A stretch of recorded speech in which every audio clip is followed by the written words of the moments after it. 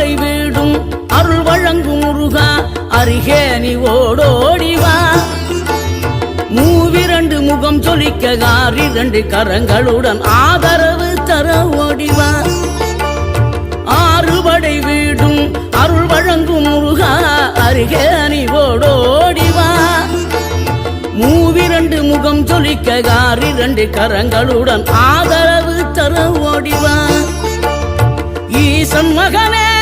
என்னை காக்க இங்க உனையன்றி வேறாரையா